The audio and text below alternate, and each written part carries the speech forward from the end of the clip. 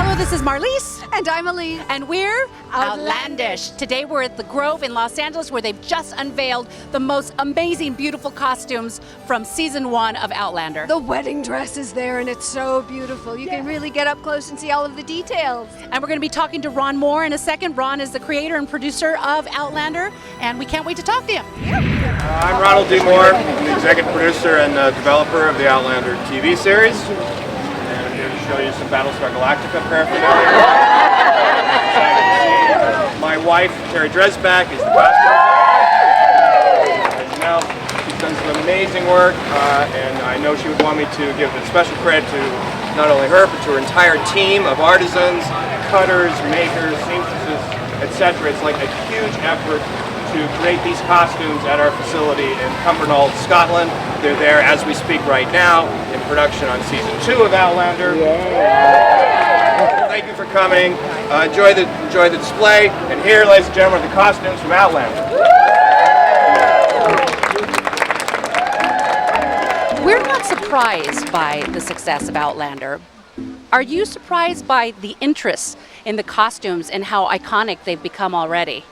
I'm not that surprised. I mean, the costumes are just great and fantastic and beautiful, and I think they're unlike anything else on TV. So the fact that people were enjoying the show, I thought part of the success of the show was due to the costumes and the look and the production design and all the cinematography and the visuals. So it's great when you have an opportunity to show them to the public and, you know, that they'll actually get a chance to see them in person. Now, your wife is actually the costume designer. You guys make the most amazing super couple. We worked on one project before called Carnival for HBO, which is actually where we met. And we met on that show. She was the costume designer and I was the showrunner. And then we got married and she left the business, and this is the first time that we've worked together since that point. That's fantastic. And is she actually back in Scotland? She's in Scotland at this moment. Everything seems so complicated. These scenes, finding these places that look period accurate, plus the costumes, plus everything else. Was this a nightmare for you? I know it was a labor of love, but did you have moments where you were tearing your hair out? Well, you tear your hair out sort of on a weekly basis. You know, it's a difficult show to produce. There's a lot of logistical challenges, like you said, finding the right locations that look period correct, places that we can actually shoot. One of the complications of doing this show from the book is that it's an evolving and changing story. It's not just going to Castle Leak and then the show's in Castle Leak for 16 episodes. They leave Castle Leak rather quickly, and then she's on the road, and then the wedding, and then, you know, to Fort William, and on and on and on. So, you know, in most of TV, you have some kind of home base. You have a hospital, you have an apartment, you have the bridge of the Enterprise. You have this place that you're always going back to that gives you a lot of security and comfort and familiarity as you're shooting the television show.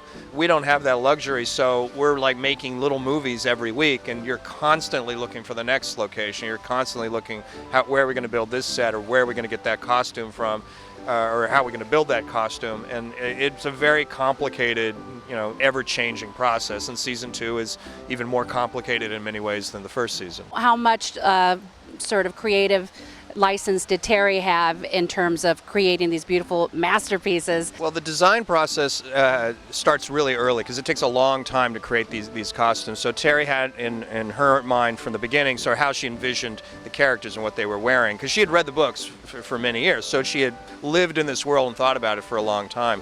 And then, you know, then you do cast, and then you have fittings, and then, you know, Terry works with the actors and talking to them about their character and how they would wear their costumes and what it said about Jamie or Claire or Blackjack or whoever. So there's an interplay between the costume designer and the cast members itself. Something like the wedding dress takes a very, very, very long time. That was probably the longest gestation period of all the costumes, because it's a wedding dress and it had to be spectacular and it had to, you know, really be just so. So that took a very long time.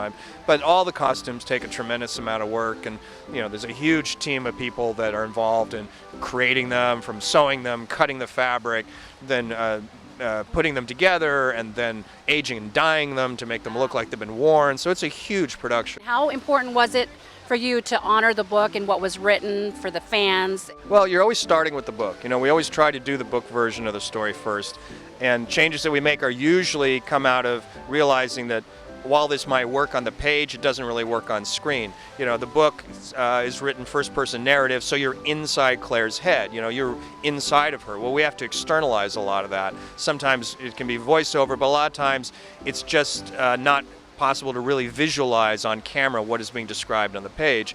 And, you know, you're also changing plots because you're trying to sort of, you know, give a narrative that works in a visual form. So it's a 1-hour episode. You're making choices about where stories start and stop, you know, how you're going to tell it. So we're constantly making choices and changes along the way, but we're always trying to get back to where the book was. We're trying not to change it so fundamentally that it's a completely different story. Tell us, Wentworth, how hard was that to film? The scenes between Jamie and Captain Randall, I mean, they're so graphic just reading them. Walk us through that. What was it like to produce those gripping scenes? It was emotionally draining, you know, I mean, much more so for the actors and the director than for me as a producer, but, you know, the entire crew knew what we were doing, and, you know, we had thought about these scenes, you know, for a long time because everyone knew where the story was going. So when the days came to shoot those scenes, you know, it was a very quiet set.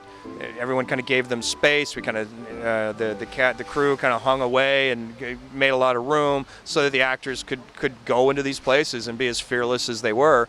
But they were emotionally exhausting days. You know, you're in that set of the prison cell was something we built on our sound stages, and it's a dark, nasty little place to be, and you didn't like being on the set. Normally, it's a happy set, you enjoy being there, it's fun, and no one really wanted to visit the prison cell. You didn't, when you went in there, it was because you had to work, and then you left as soon as possible.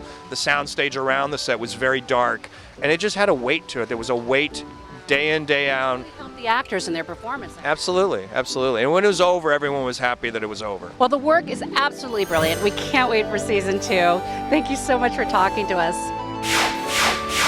Hi, this is Ron Moore, and you're watching Outlandish. And we are Outlandish.